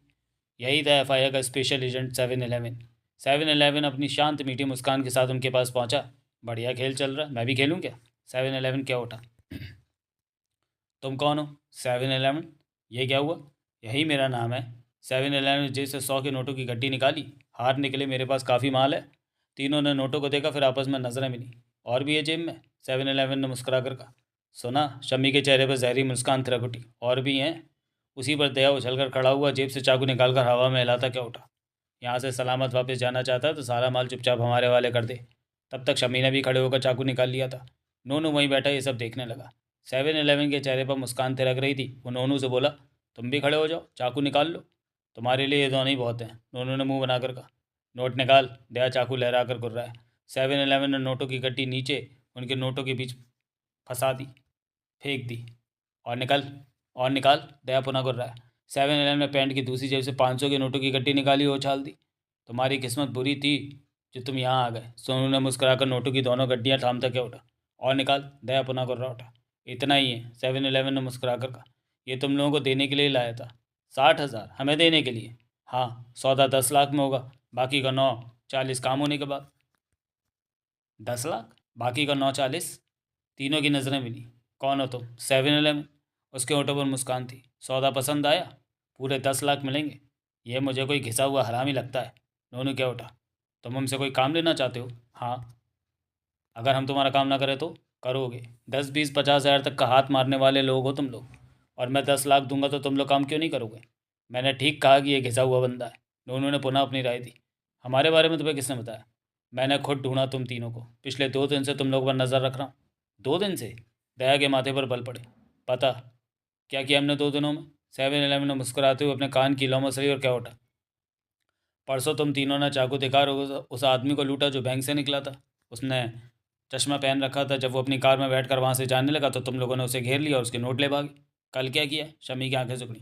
रात 10 बजे के बाद तुम लोग उस बूढ़ी औरत के घर में जा घुसे जिसका बेटा घंटे भर पहले बिजनेस टूर पर गया था। उसके घर में नकदी और सोना लूट कर भाग निकले। 7-Eleven ने कहा। यह साला तो अपने बारे में सब कुछ जानता है। नूनू क्या उठा। पूरी तरह घिसा हुआ है। 10 लाख वाली क्या बात है? दया बोला। चाकू जेब में रखो, आराम से बात करते हैं। 7-Eleven ने कहा और वहीं पड़े पत्थर पर बैठ गया। नोनू, दया और शंभू की नज़रें मिली। शम्मी की नज़रें मिली। उन्होंने चाकू जेब में रखे और बैठ गए। अब बोलो। एक कत्ल करना है। 7-Eleven बोला। कत्ल? नोनू चौंका। हम किसी की जान नहीं लेते। शम्मी के होठों से निकला। हमने कभी किसी की जान नहीं ली। दया क्या उठा। नहीं ली तो आने वाले वक्त में लोगे। 7-Eleven ने कहा। ज़रूरी तो नहीं? ज़रूरी है। बात बात पर चाकू निकाल लेते हो। आज तक सामने वाले ने मुकाबला करने की कोशिश नहीं की। जब कोई तगड़ा अड़ गया तब क्या करोगे? चाकू का इस्तेमाल करोगे? पहले उसे घायल करोगे। वो मुकाबला करता रहा तो फिर उस पर जानलेवा वार करोगे। करना ही पड़ेगा, खुद को बचाना जो है। शुरुआत ऐसे ही होती है, फिर धीरे धीरे हाथ खुलता चला जाता है। नोनू ठीक कहता है, दया ने कहा। ये तो सच में घिसा हुआ है। 7-Eleven मुस्कुराकर बोला। कुछ हज़ार रुपये पाने के लिए तुम लोग आए दिन चाकू निकाल लेते हो। देखना, किसी भी दिन चाकू का घातक इस्तेमाल हो सकता है। तब तुम लोग तब तुम लोग सोचोगे कि 5-7 हज़ार रुपये पाने के लिए खामा खा किसी की जान ले ली। यही अगर 10 लाख लेकर किसी की जान लो तो मन में इस बात की तो तसल्ली रहेगी, जान ली तो क्या हुआ, 10 लाख भी तो मिले। नोनू, शम्मी और दया की नज़रें मिली। कहता तो ये सही है। शम्मी क्या उठा। 10 लाख सच में बड़ी रकम है। नोनू ने कहा। छोटे छोटे काम कब तक करते रहोगे? बड़ा काम करो ताकि कुछ वक्त बीत जाया करे। 10 लाख मिलेंगे तो 2-4 महीने तुम लोग नोटों का बढ़िया मज़ा ले सकोगे। तब तक कोई दूसरा काम नज़र में आ जाएगा। नाप तोल कर बातें इसकी ठीक लगती हैं। तुम लोग ये काम नहीं करोगे तो मैं दूसरे लोग तलाश कर लूँगा, परंतु तुम्हारे हाथ से 10 लाख पाने का मौका निकल जाएगा। तीनों की निगाह एक दूसरे पर गई। 7-Eleven की शांत मुस्कुराती निगाह तीनों पर थी। क्यों दोस्तों? दया बोला। हो जाए एक कत्ल भी, देर सवेर होना तो है ही। नोनू बोला। ये ठीक कह रहा है, तो क्यों ना 10 लाख लेकर किया जाए। मंजूर। शमी ने जैसे सबकी सहमति दे दी। तुम अपने बारे में बताओ कि तुम कौन? काम करो, नोट गिनो। मेरे बारे में सिर्फ इतना ही जान लो कि मुझे 7-Eleven कहते हैं। 711 से क्या नाम हुआ? ये तो नंबर है। मेरे लिए यही नंबर सब कुछ है। 7-Eleven मतलब कि 711। तो 10 लाख के बारे में बात करें। किसकी जान लेनी है? दया बोला। बलवीर नाम के आदमी की। पूछ सकते हैं कि क्यों तुम उसकी हत्या करवाना चाहते हो? नोनू ने कहा। ज़रूरी नहीं कि मैं बताऊं, फिर भी बता देता हूँ कि वो ड्रग बेचता है और मुझे यह धंधा पसंद नहीं। पागल हो तुम? उसे मारकर क्या होगा? वो मरेगा तो उसकी जगह दूसरा ड्रग्स बेचने लगेगा। ठीक कहते हो। इस तरह ड्रग्स बेचने वाले जाने कितने होंगे? 7-Eleven ने मुस्कुरा कर कहा। परंतु जिस ढंग से वो ड्रग्स बेचता है मुझे उसका वो ढंग पसंद नहीं। गलत काम को और भी गलत ढंग से करता है। वो कैसे? बलबीर ड्रग्स के लिए शिक्षण संस्थान जैसे कि कॉलेज को चुनता है। पहले वो 17-18-19 वर्ष के युवक युवतियों को मुफ्त में ड्रग्स देता है और उन्हें युवक युवतियाँ भी तैयार करने को कहता है जो ड्रग्स देना शुरू करते हैं। इस तरह वो महीने भर में 10-20 को ड्रग्स की आदत डलवा देता है। जब वो ड्रग्स के बिना नहीं रह पाते तो बलबीर उन्हें रेस्टोरेंट, हॉल या किसी ऐसे ही ठिकाने के बारे में बता देता है जहाँ ड्रग्स मिलती है। कहता है वहाँ जाकर मेरा नाम ले लेना, ड्रग्स मिल जाएगी। फिर वो युवक युवतियाँ वहाँ से ड्रग्स महंगे दामों पर लेते हैं और उनके पक्के ग्राहक बन जाते हैं। बलबीर उस ठिकाने से ग्राहक भेजने की एवज में कमीशन के तौर पर मोटी रकम ले लेता है, जो कि पहले से ही तय होता है कि एक ग्राहक के बदले उसे क्या रकम मिलनी है। उसके बाद बलबीर फिर नए सिरे से कॉलेज के युवक युवतियों को फंसाने में व्यस्त हो जाता है। महीने में 5-10 को ड्रग्स की आदत लगवा ही देता है। तो इससे तुम्हें क्या फ़र्क पड़ता है? आज के युवक युवतियाँ देश का भविष्य हैं। वे ड्रग्स की आदत में फंस गए तो देश खत्म हो जाएगा। तुम क्या चिंता करते हो? मेरी चिंता को छोड़ो, तुम लोग 10 लाख की चिंता करो। वो चाहिए कि नहीं? 7-Eleven मुस्कुरा करके उठा। चाहिए। 60,000 मिल गया बाकी काम होने के बाद। 9,40,000 बाकी हैं। हाँ, 9-40। मेरे साथ चलो, शिकार दिखा दूँ। 7-Eleven उठते हुए बोला। चाकू से मारने में इस बात का खतरा है कि वो बच सकता है। दया क्या उठा। हाँ, जल्दबाजी में घातक वार ना हुआ तो। शमी ने दया को देखा। अब 10 मिलेंगे तो रिवॉल्वर खरीद लेंगे एक। नोनू बोला। अब बड़े काम ही किया करेंगे। 7-Eleven मुस्कुरा कर उन्हें देखे जा रहा था। लेकिन इस काम के लिए रिवॉल्वर कहाँ से लें? शमी ने कहा। चाकू से भी काम चल सकता है, 7-Eleven बोला। फिर न कहना कि वो मारा नहीं, अस्पताल जाकर बच गया। उसे पूरी तरह मरना चाहिए। 7-Eleven ने कमीज़ उठाकर पैंट के भीतर फंसी रिवॉल्वर निकाली। रिवॉल्वर देखकर तीनों हड़बड़ा उठे। ये लो। 7-Eleven ने रिवॉल्वर उनकी तरफ बढ़ाई। काम के बाद ही मुझे वापस मिल जानी चाहिए। नोनू ने तुरंत रिवॉल्वर थामी और उसे देखने लगा। तुम्हारे पास कहाँ से आई रिवॉल्वर? शमी बोला। विदेशी है, नोनू बोला। महंगा माल है, 2-4 लाख से कम की नहीं है। मैं रख लेता हूँ कभी कभी। 7-Eleven ने शमी की बात का जवाब दिया। तुम नहीं मार सकते बलबीर को? मार सकता हूँ, लेकिन फिर तुम लोगों का क्या होगा? मैं चाहता हूँ तुम्हारी भी रोटी पानी चलती रहे। ज़रूरत से ज़्यादा ही घिसा हुआ है ये, नोनू गहरी सांस लेकर कह उठा। बहुत चिंता है तुम्हें हमारी, दया मुस्कुराए। तभी तो इस काम के लिए तुम लोगों को चुना। हमने पहले कभी नहीं चलाई रिवॉल्वर, नोनू बोला। ज़रा भी मुश्किल नहीं है, 7-Eleven ने कहा। तुम लोग बलबीर के पास जाना और नाल उसके सिर से लगा कटेकर दबा देना। मन में कोई शंका रहे तो दूसरी बार उसके दिल वाले हिस्से पर नाल रखकर गोली चला देना। अगर तीसरी बार ज़रूरत पड़े तो, शम्मी बोला। तीसरी बार ज़रूरत भी पड़ेगी। इस पर भी अगर तीसरी बार ज़रूरत महसूस करो तो नाल अपने सिर से लगाकर ट्रिगर दबा देना। शमी हड़बड़ा सा गया। अपने सिर पर नाल रखकर गोली चलाते हैं? उसके होंठों से निकला। अबे घोड़ी के, नोनू मुंह बना करके उठा। अब एक बार रिवॉल्वर उसके सिर से सटाकर गोली चला दी, दूसरी बार उसके दिल से नाल सटाकर गोली चला दी, तो तीसरी बार ज़रूरत ही कहाँ पड़ेगी? तो कभी तरक्की नहीं कर सकता। बलबीर का पता इस वक्त कहाँ होगा? दया ने पूछा। 7-Eleven ने कलाई पर बंधी घड़ी पर निगाह मारकर कहा। इस वक्त वो शिवाजी मार्ग पर एक प्राइवेट कॉलेज के आसपास में मंडाता मिलेगा। मेरे साथ चलो, अभी दिखा देता हूँ उसे। चाहो तो हाथों हाथ खत्म कर देना। हम तो काम निपटा देंगे, लेकिन तेरे पास क्या बाकी के 940 हैं? नोनू क्या उठा। हैं, उसी पुल के ऊपर कार खड़ी है मेरी, उसमें नोट हम पहले देखेंगे, देख लेना। उसके बाद तीनों ने आनंद फानंद से नीचे पड़े नोट उठाकर अपनी जेब में ठूसे और 7-Eleven के साथ चल पड़े। उनकी कार शिवाजी रोड पर खड़ी थी। सामने एक प्राइवेट कॉलेज था। युवक युवतियां भीतर बाहर मंडरा रहे थे। वो सफ़ेद पैंट और नीली कमीज पहने 2 युवकों से बात कर रहा था। फिर उसने युवकों को पुड़िया जैसी चीज़ दी। वही है बलबीर, 7-Eleven बोला, नीली कमीज वाला। अभी साले का काम निपटाते हैं, नोनू कह उठा। गोली कौन चलाएगा? दया ने पूछा। जो गोली चलाएगा उसे 10 लाख के बंटवारे में 1 लाख ज़्यादा मिलेगा, शमी ने कहा। मतलब कि 3-3 लाख तीनों को। आखिरी लाख उसे जो गोली मारेगा, नोनू बोला। हाँ, मैं गोली चलाऊंगा, दया कह उठा। देख तो साला, 1 लाख से ज़्यादा ऐंठने के लिए कैसे मुंह खोल रहा है, नोनू हंसकर बोला। 7-Eleven खिड़की से बाहर देखता शांत बैठा था। मेरे साथ कौन चलेगा? दया बोला। साथ की क्या ज़रूरत है, जाओ गोली मार कर आ जा। नोनू ठीक कहता है, दया बोला। अगर तू 1 लाख में 50,000 मुझे देता है तो मैं साथ चलता हूँ। कोई ज़रूरत नहीं, मैं अकेला ही काफ़ी हूँ। दया ने नोनू के हाथ में से रिवॉल्वर ले ली। शेरनी का दूध पिया लगता है, नोनू पुनः हंसा। दया ने रिवॉल्वर कमीज़ में छुपाई, उतरने लगा तो 7-Eleven ने कहा। गोली चलाने के बाद तुम मेरी कार में वापस नहीं आओगे, हम जा रहे हैं। कहाँ? उसी पुल के नीचे मिलेंगे, वहीं पहुँच जाना। मैं साले को अभी गोली मार कर आता हूँ, तुम्हारी कार में एक साथ चलते हैं वापस। नहीं, गोली चलाने के बाद तुम हमें पुल के नीचे ही मिलोगे, 7-Eleven बोला। ठीक है, ऐसे ही सही। दया ने दया ने कहकर कार का दरवाज़ा खोला और बाहर निकलकर दरवाज़ा बंद करके बोला। इस 7-Eleven का ध्यान रखना, कहीं ये खिसक ना जाए। 940 लेना है इससे। फिक्र मत कर, ये साहब ऐसे नहीं है, ईमानदार है, नोनू क्या उठा। दया उधर बढ़ गया जहाँ बलबीर खड़ा था। देखा तो साला दया कैसे गोली मारता है, शम्मी क्या उठा। उसी पर 7-Eleven ने कार वहाँ से बढ़ा दी। देखने भी नहीं दिया, शम्मी नाराज़गी से बोला। फिर देख लेना। अब से हमें इस तरह के बड़े बड़े काम किए अब से हम इसी तरह के बड़े काम किया करेंगे, नोनू क्या उठा। दया बलबीर के पास पहुंचा। वे दोनों युवक जा चुके थे और बलबीर किसी नए शिकार की तलाश में नजर दौड़ा रहा था कि दया को पास आते पाकर नजरें उसी पर जा टिकी। बलबीर, दया पास आकर क्या उठा। हाँ, तुम कौन? उसी पल दया ने फुर्ती से जेब में से रिवॉल्वर निकाली और बलबीर की खोपड़ी से नाल चटाकर टिगर दबा दिया। बलबीर मरते दम तक नहीं समझ सका कि उसके साथ क्या हो रहा है। गोली उसके सिर में ही अटक गई थी। वो उसी पल कटे पेड़ की तरह नीचे जा गिरा था। गोली की आवाज़ वहाँ गूंजी थी। कई लोगों का ध्यान इस तरफ गया। दया को पता चल गया कि बलबीर मर चुका है। उसने रिवॉल्वर वापस पैंट की जेब में रखी और दौड़ पड़ा वहाँ से। चंद पलों में वहाँ से काफ़ी दूर आ गया, फिर आराम से चलने लगा। चेहरे पर अभी भी घबराहट थी। तभी उसे खाली टैक्सी मिल गई। उसी पुल के नीचे 7-Eleven, नोनू और शम्मी मौजूद थे। 7-Eleven के हाथ में ब्रीफकेस था और वे दोनों बेचैनी से टहल रहे थे। तभी नोनू क्या उठा।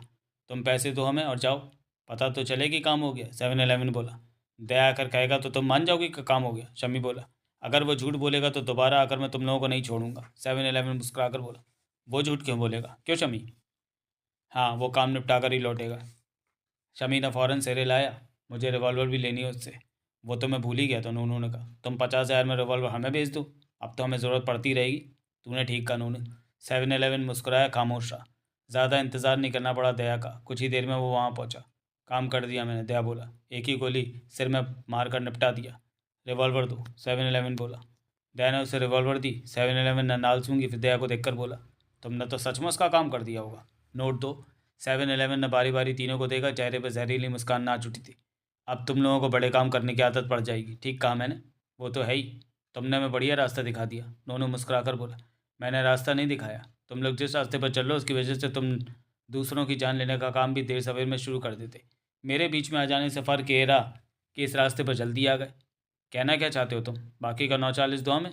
तुम तीनों ने ज़िंदगी भर ऐसे ही काम करने हैं, सुधरने की कोई आशा मुझे दिखाई नहीं देती। तीनों की नज़रें मिली। दिमाग ख़राब हो गया इसका। दया गुर्रा उठा। मन में बेईमानी आ गई है, पैसा नहीं देना चाहता, उन्होंने गुस्से से कहा।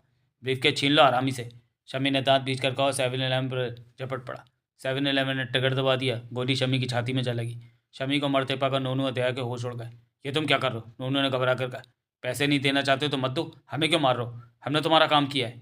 यही तो गलती कर दी जो मेरे कहने पर तुम लोगों ने एक आदमी की जान ले ली, 7-11 ने खतरनाक स्वर में कहा और हाथ में तभी रिवॉल्वर से एक के बाद एक 2 ट्रिगर दबा दिए।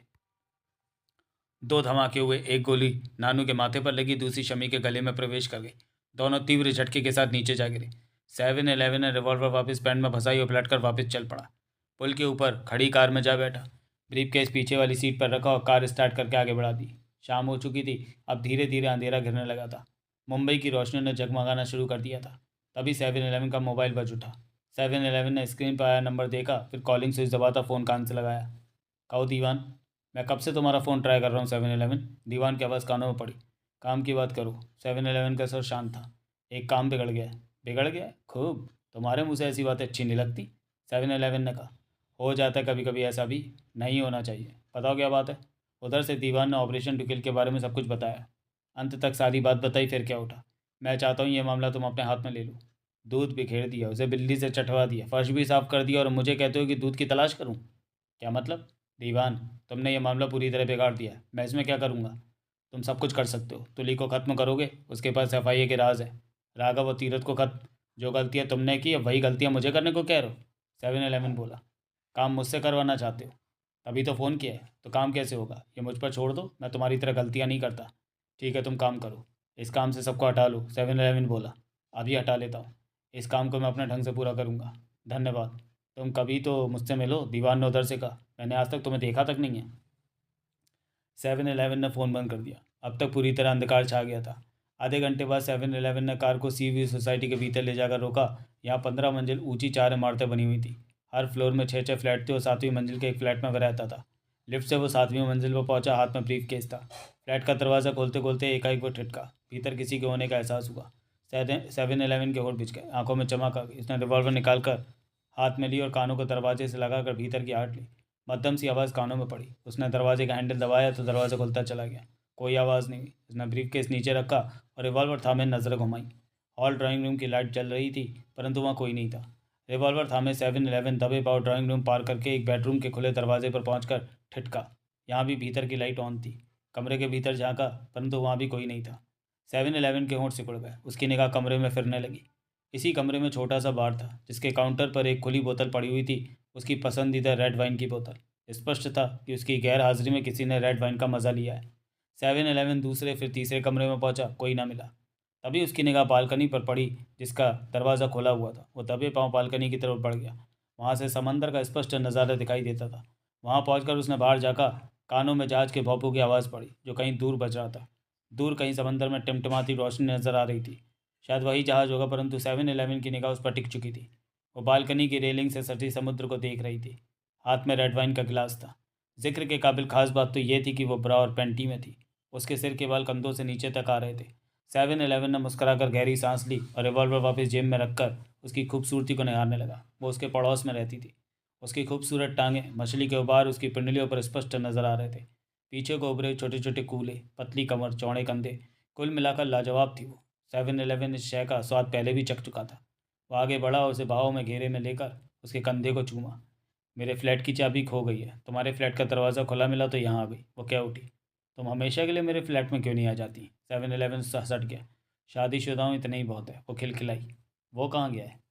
बैंकॉक। तभी तो तुम्हारे फ्लैट की चाबी खो गई। बातों के दौरान 7-11 के हाथ और होठ बराबर चल रहे थे। वो उसके कंधे, गले, पीठ, कान हर जगह चूमता जा रहा था। मेरे फ्लैट का दरवाज़ा कैसे खोला? मेरे पास कई चाबियां हैं, एक लग गई, बाहों में फंसी वो पलटी, चेहरा सामने आया। दोनों ने एक दूसरे को देखा, वो सच में खूबसूरत थी। अगले ही पल 7-Eleven ने उसके होठों को अपने होठों के बीच दबा लिया। पल भर के लिए दोनों सुलग से उठे। वो अलग हुई तो गहरी सांसें ली। तुम्हारा मिसेज मेहरा के साथ क्या चक्कर चल रहा है? मैंने उसे एक दिन लिफ्ट दी थी। 7-Eleven से चूमता क्या उठा। तुम उसके घर भी गए थे? उसने थैंक्स कहने के लिए मुझे चाय पर बुलाया था। ओह हाँ।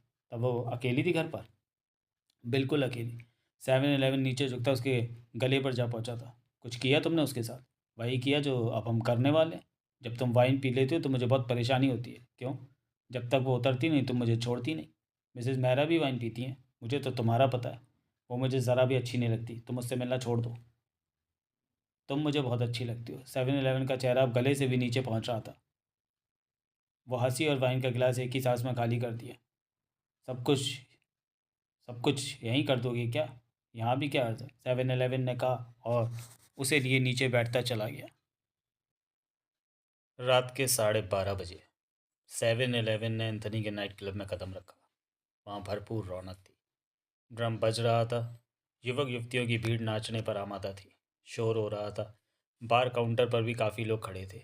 यहाँ की हालत देखकर ऐसा लगता ही नहीं था कि बीती रात यहाँ गोलियाँ चली और 2 आदमी मारे गए थे। 7-Eleven ने पास से जाते वेटर की बात थामी। एंथनी किधर मिलेगा? मुझे क्या पता, कहकर वेटर ने आगे बढ़ना चाहा कि 7-Eleven की उंगलियां उसकी बाहों पर कस गई। वेटर ने हड़बड़ा कर उसे देखा। एंथनी। 7-Eleven का सर कठोर हो गया। तीसरी मंजिल पर अपने ऑफिस में होगा, वेटर ने कहा। मैं उसका दोस्त हूँ। 7-Eleven ने मुस्कुराकर कहा और उसे छोड़कर आगे बढ़ गया। लिफ्ट के जरिए 7-Eleven तीसरी मंजिल पर पहुंचा। वहाँ एक आदमी जाता दिखा तो 7-Eleven ने टोका। एंथनी किधर है? वो उसका ऑफिस है, उसने कहा। लेकिन वो उसके साथ वाले कमरे में है, कहकर वो आगे बढ़ गया। 7-Eleven उस व्यक्ति के बताए अनुसार एक दरवाजे को ढकेल कर भीतर प्रवेश कर गया। यह वही स्क्रीनों वाला कमरा था जहाँ से नाइट क्लब के हर हिस्से पर नज़र रखी जा सकती थी। 8 स्क्रीनें सामने रोशन थी और एंथनी मस्ती भरे ढंग में कुर्सी पर बैठा स्क्रीनों पर नज़र दौड़ा रहा था।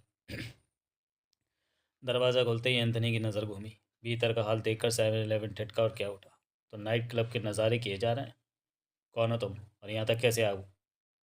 एंथनी के माथे पर बल पड़े। 7-Eleven पास पड़ी खाली कुर्सी पर बैठता क्या उठा। यहाँ के हालात देखकर कोई नहीं कह सकता कि कल यहाँ गोलियाँ चली थी और 2 मारे गए थे। एंथनी ने 7-Eleven को घूरा। पुलिस से अच्छी पड़ती है तुम्हारी जो आज़ाद घूम रहे हो। कौन हो तुम? FIA का स्पेशल एजेंट 7-Eleven। तुम्हारा मतलब कि जिन? एंथनी चौंक कर बोला। सही समझे। 7-Eleven ने जहरीले स्वर में कहा। क्या धंधा चला रहे हो तुम अपने क्लब में? मेरे क्लब में कोई बुरा काम नहीं होता। मैं सब जानता हूँ। मैं तुम्हें सफाई देने की ज़रूरत नहीं। 7-Eleven का स्वर कठोर हो गया। एंथनी भारी बेचैनी महसूस करने लगा। हम सीधे काम की बात करें।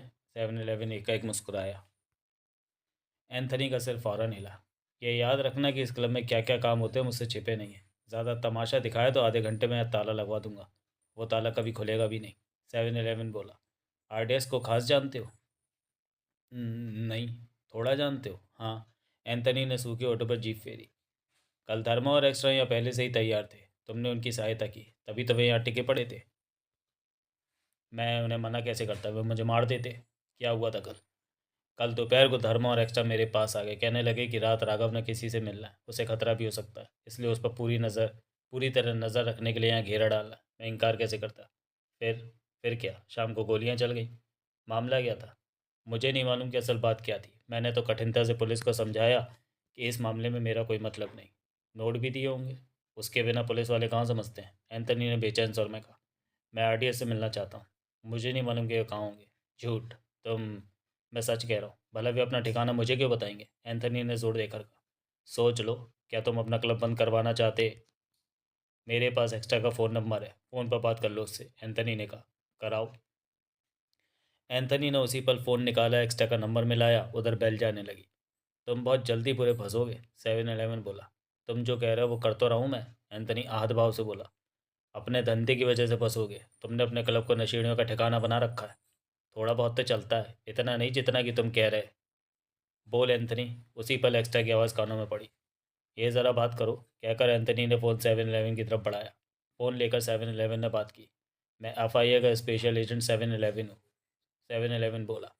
सेवा बताओ। उधर से एक्स्ट्रा का स्वर कानों में पड़ा।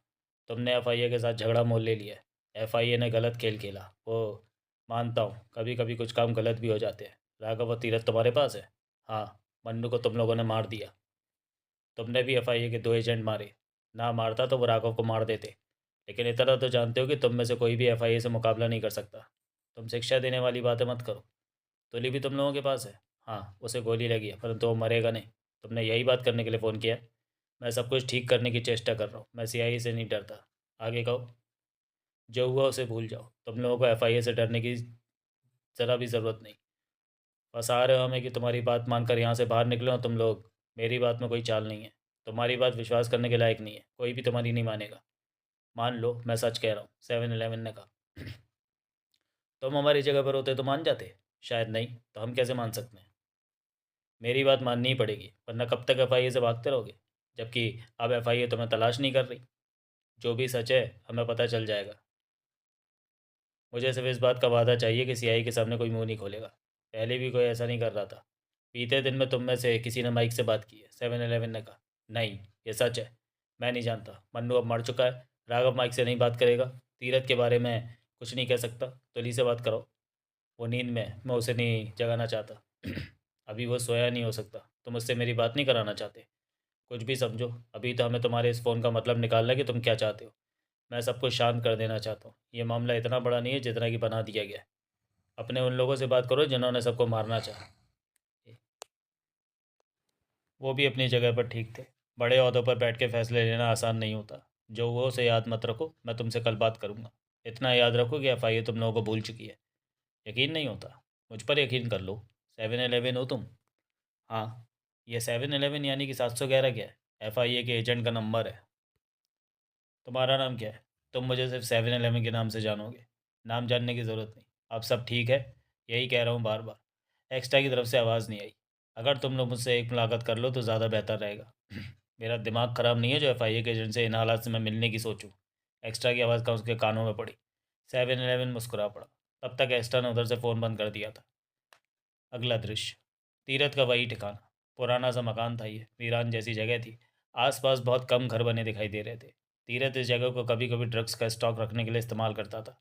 इसके अलावा इधर किसी का आना नहीं होता था। अगले दिन सुबह 10 बजे वे सब जाग चुके थे। राघव और तुली की हालत पहले से बेहतर थी। तीरथ ने सबके लिए सुबह की चाय तैयार की। यहाँ सिर्फ चाय तक का ही इंतज़ाम था। चाय की घूंट लेते एक्स्ट्रा ने तुली से पूछा, ये 7-11 कौन है? तुली चौंक कर एक्स्ट्रा को देखने लगा। 7-11? तुम इसे कैसे जानते हो? पहले इसके बारे में बताओ। एफआईए का स्पेशल एजेंट है। इसका चेहरा शायद ही किसी ने देखा हो। ज़रूरत पड़ने पर यह दूसरों के सामने आता है। खतरनाक है, तेज़ तर्रार है। सिर्फ खतरनाक मिशन ही हाथ में लेता है। स्थानीय काम अपनी मर्जी से करता है। सिर्फ राष्ट्रपति ही इसे ऑर्डर दे सकते हैं। सुनने में तो आया कि महामहिम राष्ट्रपति की ही देन है 7-11। राष्ट्रपति के इशारे पर 7-11 ने हर तरह की ट्रेनिंग हासिल की है। तुली गंभीर स्वर में बोला। लेकिन तुम 7-11 को क्यों पूछ रहे हो? जानते हो इसे? रात इसका फ़ोन आया था। फ़ोन? 7-11 का? हाँ। इसके साथ ही एक्स्ट्रा ने बताया कि उसने क्या बात की। 7-11 का इस मामले में आना हैरानी की बात है। ये सोचो कि वो इस मामले में आकर क्या करना चाहता है, एक्स्ट्रा बोला। तुली के होंठ पिच गए। तुमने भी बताया कि 7-11 कमाल का बंदा है, तो वो हमारे मामले में दखल क्यों दे रहा है? मैं व्यक्तिगत तौर पर उसे नहीं जानता, मिला भी नहीं उसे। तुली के होंठों से निकला। वो कहता है अब एफआईआर हमारे पीछे नहीं है। तुली चुप रहा। क्या वो सच बोलता है? नहीं जानता। तुली ने इनकार में सिर हिलाया। सवाल तो ये पैदा होता है कि वो हमें इस बात का यकीन क्यों दिलाना चाहता है? तीरथ बोला। वो चाहता है कि हम में से कोई भी सीआईए से बात मत करे। इस बात की गारंटी मांगी है उसने, एक्स्ट्रा ने कहा। वे सब एक दूसरे को देखने लगे। वो बकवास करता है। राघव होठ बीच करके उठा। बीती शाम उनके 2 आदमी हमारे हाथों मरे, वे हमें छोड़ने वाले नहीं। मेरा भी यही ख्याल है, नरमा क्या उठा। 7-11 चाहता है कि हम बाहर निकलें और एफआईआर में शूट कर दे, राघव बोला। हाँ, यही बात है। एफआईआर किसी कीमत पर हमारा भला नहीं चाह सकती। तुली खामोश गंभीर बैठा था। तुम क्या कहना चाहते हो तुली? एक्स्ट्रा ने उसे देखा। हम तुम्हें सुनना चाहते हैं। मैं नहीं जानता कि एफआईए की कौन सी चाल है। मुझे हैरानी है कि 7-11 इस काम में दखल दे रहा है, तुली बोला। वो हमें एजेंट 7-11 के सारे फंसाना चाहते हैं, तीरथ ने कहा। 7-11 मिलने के लिए कह रहा था, एक्स्ट्रा बोला। मिलना मत, वरना धोखा खाओगे, तुली के होंठों से निकला। यह बात कैसे कह सकते हो? मेरा विचार है ये, तुली गंभीर स्वर में बोला। एफआईए में हर हाल में ख़त्म करना चाहिए। सब इस बात से सहमत थे। तो अब क्या किया जाए? धर्मा ने कहा। मेरे ख्याल से अभी हमें खामोशी से यहीं बैठे रहना चाहिए, तीरथ बोला। इस जगह के बारे में कोई नहीं जानता। हम सुरक्षित हैं। हम में से एक बाहर जाएगा और खाने पीने का इतना सामान ले आएगा कि 2-3 दिन का काम निकल जाए। तभी एक्स्ट्रा बोला, 7-Eleven का कहना है कि कल हम में से किसी ने, यानी कि राघव, मन्नू या तीरथ में से किसी ने माइक से बात की फ़ोन पर। मन्नू तो रहा नहीं। क्या तुमने बात की तीरथ? हाँ, मेरा इरादा बना था कि मैं माइक से डॉलर लूँ, परंतु मैंने इरादा बदल दिया। तीरथ गंभीर स्वर में बोला। इसका मतलब 7-Eleven ने ये बात सच कही, एक्स्ट्रा ने कहा। ज़रूरी तो नहीं कि बाकी बातें भी सच हो। तभी तुली का फ़ोन बजा। हेलो, तुली ने बात की। 7-Eleven। उसके कानों में 7-Eleven की आवाज़ पड़ी। जानते हो मुझे? हाँ, सुना है तुम्हारे बारे में। तुली का चेहरा गंभीर और कठोर हो गया। सबकी निगाह तुली पर जा टिकी। तुम एफआईए के पुराने और बेहतरीन एजेंट हो तुली। था। एफआईए को छोड़ दिया है मैंने। नाराज़ हो? तुली खामोश रहा। वापस लौट आओ। एफआईए को अपनी गलती का पता है। 7-Eleven की आवाज़ उसके कानों में पड़ रही थी। विश्वास उठ गया है। ऐसा मत कहो तुली, तुम। अब मैं एफआईए के लिए काम नहीं कर सकता। मन ख़राब हो गया है। तुम इस मामले में क्यों दखल दे रहे हो? मैं तुम्हें वापस तुम्हारी जगह दिलाना चाहता हूँ। मैं नहीं आऊँगा। इतनी नाराज़गी अच्छी नहीं होती। तुम। 7-Eleven। तुली ने बिचे हुए स्वर में टोका। अगर एफआईए तुम्हें ख़त्म करना चाहे और तुम एफआईए के वफादार हो, तब तुम क्या करोगे? 7-Eleven की गहरी सांस लेने का स्वर कानों में पड़ा। एफआईए मेरे लिए पुरानी बात हो गई है 7-Eleven। मैं अब आज़ाद हो चुका हूँ। तुम्हें सब कुछ भूल जाना चाहिए। एफआईए तुम्हारे पिता के समान है। पिता धोखा दे दे तो फिर उसके साथ बैठने का मन नहीं करता। तुम बेकार की कोशिश कर रहे हो 7-Eleven। एक बार मुझसे मिलो। कभी नहीं। ठीक है, मेरी बात सुनो। एफआईए को अब तुम में से किसी की ज़रूरत नहीं है। ये मामला अब मेरे हाथ में है। मैंने सबको पीछे कर दिया है। तुम सब पूरी तरह आज़ाद हो। 7-Eleven ने कहा। सबसे कह देना कि सीआईए से दूर रहे। तुम्हारी बात पर कोई भी यकीन नहीं करेगा 7-Eleven। कोई नहीं मानेगा। एफआईए का कोई भरोसा नहीं। इसके साथ ही तुली ने फ़ोन बंद कर दिया। चेहरे पर गुस्सा भरा पड़ा था। 7-Eleven हमें यकीन क्यों दिलाना चाहता है कि हमारे पीछे कोई नहीं है? राघव ने कहा। गड़बड़ है। हमें सतर्क रहना चाहिए। हो सकता है एफआईए हमारे पीछे अपना कोई जाल फैला रहा हो। तुली बता सकता है कि एफआईए ऐसे मौके पर क्या चाल चल सकती है। तुली ने सबको देखते हुए गंभीर स्वर में कहा। एफआईए को समझना आसान नहीं। मैं सच में नहीं जानता कि एफआईए अब क्या करेगी। हमें आराम से चुपचाप बैठ जाना चाहिए। तीरथ बोला। जो भी होगा 1-2 दिन में पता चल जाएगा। मुझे जाना होगा। तुली ने ये शब्द कहे। तुम जाओगे कहाँ? धर्मा चौंक कर बोला। तुम लोगों के साथ मैं नहीं रह सकता। मेरे अपने रास्ते हैं। मैं भी निकल जाऊंगा। ये यहाँ से जाकर एफआईओ को हमारे बारे में खबर कर सकता है। तीरथ बोला। तुली ने तीरथ को देखा। मैं तुम्हें ऐसा लगता हूँ? तुली बोला। पहले भी तुमने हमें मारने की चेष्टा। तब की बात और थी। अब हालात बदल चुके हैं। एफआईओ को मैंने छोड़ दिया है। क्या भरोसा तुम्हारी बात का? तुली ने आरडीएस को देखा, फिर कहा। क्या तुम लोग भी तीरथ की तरह सोचते हो? तुम जहाँ जाना चाहो जा सकते हो। राघव ने कहा। मुझे तुम पर भरोसा है। राघव तुम। तीरथ ने कहना चाहा। चुप रहो। तुली ठीक है, इस पर शक मत करो। अगला दृश्य। 7-Eleven एंथनी के नाइट क्लब पहुंचा तो दिन के 11:30 बजे थे। सफाई वाले क्लब की सफाई कर रहे थे। क्लब पूरी तरह बंद था। 7-Eleven ने पीछे के रास्ते से क्लब में भीतर प्रवेश किया तो वहाँ सफाई कर्मचारी मिला। कहिए साहब, उसने 7-Eleven को टोका। एंथनी तो होगा नहीं? नहीं साहब, दोपहर बाद आते हैं। मुझे एंथनी से बात करनी है, ज़रूरी है। भीतर चले जाइए। राकेश नाम का युवक होगा, इस बारे में उससे बात कर लीजिए। 7-Eleven भीतर प्रवेश कर गया। 8-10 सफाई कर्मचारी दिखे। 7-Eleven ने उनमें से राकेश को छाटा और कहा। एंथनी से बात कराओ मेरी। आप कौन है? उससे कहो 7-Eleven बात करना चाहता है। एंथनी साहब इस वक्त नींद में होंगे। दोपहर 1 से पहले नहीं उठते। सुबह तो सोते हैं वे। राकेश ने कहा। मेरा उससे बात करना ज़रूरी है। ज़रूरी है तो आपके पास उनका फ़ोन नंबर क्यों नहीं है? राकेश बोला। ये देखो। 7-Eleven ने रिवॉल्वर निकाली। तुम मरना पसंद करोगे तो गोली चला दूँ। रिवॉल्वर देखकर राकेश घबरा गया। हाँ, मैं बात करता हूँ, कहकर वो सामने टेबल पर मौजूद फ़ोन की तरफ बढ़ गया। रिसीवर उठाकर राकेश ने नंबर मिलाए। रिसीवर कान से लगा लिया। 7-Eleven ने उससे रिसीवर लिया और बोला। जाओ अपना काम करो। और रिसीवर कान से लगा लिया। राकेश खिसक गया। दूसरी तरफ बेल जा रही थी। फिर एंथनी की नींद से भरी आवाज़ कानों में पड़ी। क्या है? एंथनी, मैं 7-Eleven। तुम? एंथनी जैसे नींद से बाहर निकला। मुझे आर्टिस्ट के चेहरे देखने हैं। 7-Eleven ने कहा। तो मैं कहाँ से दिखाऊं? तुम अपने क्लब पर कैमरा द्वारा नज़र रखते हो तो उनकी सीढ़ी भी तैयार हो जाती है। उस शाम वे तीनों तुम्हारे क्लब में आए थे। उनकी फिल्म अवश्य तुम्हारे पास होगी। 7-Eleven ने कहा। ओ, मैं भूल गया था। तुम दोपहर को मेरे क्लब में आ।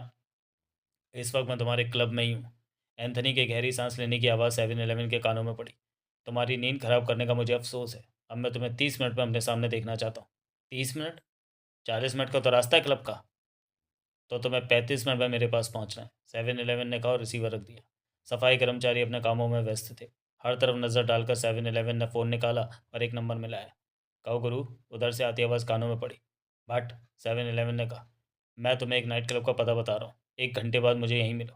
कहने के साथ ही 7-Eleven ने एंथनी के नाइट क्लब का पता बताया। अकेला हूँ या उस हरामी अजीत को भी ले आऊँ? उधर से भट्ट ने पूछा। 237, जैसा तुम ठीक समझो, 7-Eleven ने कहा और फ़ोन बंद करके अपने जेब में रखा।